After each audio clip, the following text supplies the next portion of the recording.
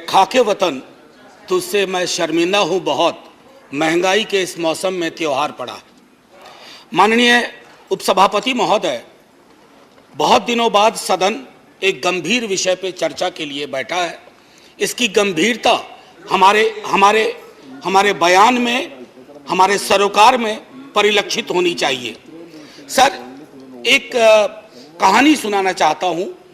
जैसे फिल्मों में कहते हैं ना कि ये काल्पनिक है, सर इस कहानी में कुछ भी काल्पनिक नहीं है। राइस नहीं सर, कुछ भी काल्पनिक नहीं है, बस सुन लीजिए।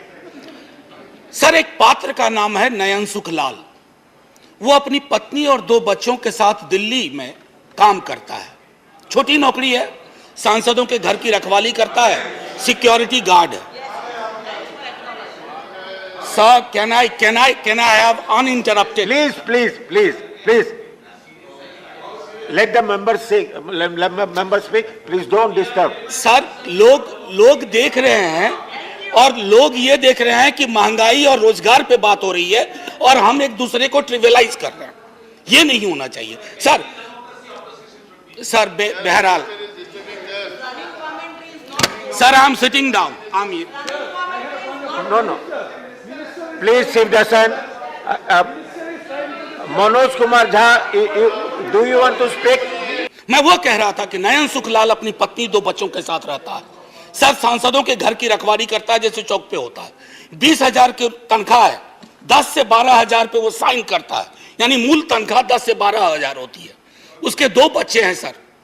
अब सुन लीजिए, 4,000 रुपये घर का किराया दे रहा है। सर, काटते जाइएगा 10 में 1,200 रुपये सिलेंडर का हर महीना, 1 महीना तो लगेगा ही। खाने पे 50 गुना 2 गुना 30, 3,000 रुपये।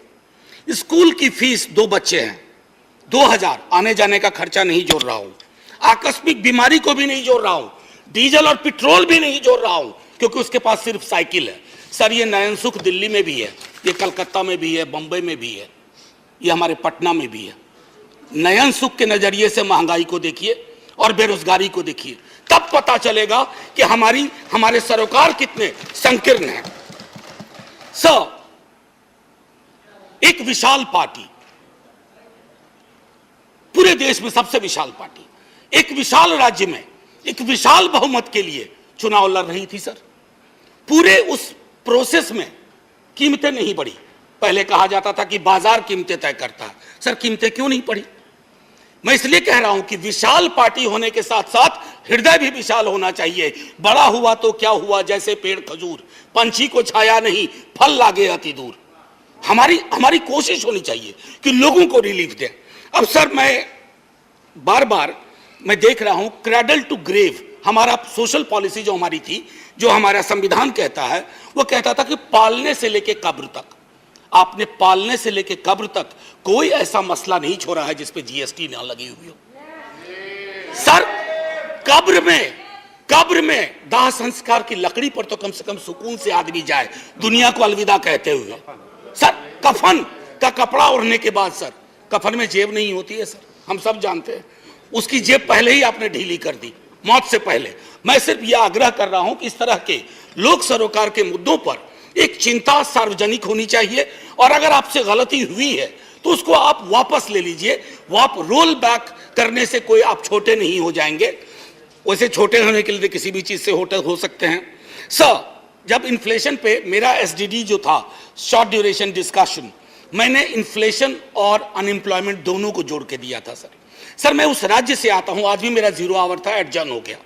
सर, मेरे राज्य में आपने विजुअल्स देखे होंगे अग्निपथ पे, लोगों को बड़ी चिंता हुई, मुझे भी चिंता हुई। मेरे नेता प्रतिपक्ष तेजस्वी जी ने कहा भी कि हिंसा की कोई जगह नहीं, लेकिन सर हमारे यहाँ हिंसा सबसे ज्यादा क्यों हुई? आक्रोश बहुत है। सर, हमारे यहाँ बच्चा सरकारी नौकरी के सपने देखता है, रेलवे, सेना, शिक्षक, सर कहीं भी कुछ है ही नहीं। हमारे राज्य को विशेष राज्य का दर्जा देने की बात कही गई, हमारे राज्य को विशेष पैकेज देने की बात कही गई। सर, हमारे राज्य को ना फुटबॉल बना के रख दिया गया है, उछाल के इधर उछाल के इधर। हम सिर्फ, मैंने पहले भी कहा था कि हमको आपने श्रमिक केंद्रित राज्य बना दिया है। हम सिर्फ श्रम देते रहें और आप हमको जनसाधारण ट्रेन देते रहिए, ताकि हम अलग अलग राज्यों को ट्रेन से अपने श्रमिक पहुंचा सके। सर, ये सरासर नाइंसाफी है, सरासर नाइंसाफी है बिहार के साथ। सर मैं एक बात कहना चाहता हूं आपके माध्यम से, बेरोजगारी के मसले पर मैं चूंकि महंगाई और बेरोजगारी को अलग नहीं देख सकता सर, ये संभव ही नहीं है मुझसे, और ये संभव नहीं है मेरे साथियों से भी कि दोनों को अलग अलग करके देखें, क्योंकि दोनों में ताल्लुक इतना गहरा है।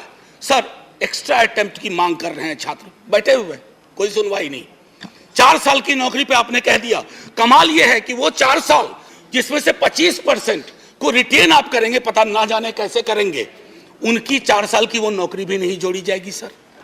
उनके पास कोई ग्रेच्युटी नहीं, कोई पेंशन नहीं, तो क्या हमने सोशल सिक्योरिटी के पूरे सरोकार को ध्वस्त करने का निर्णय लिया?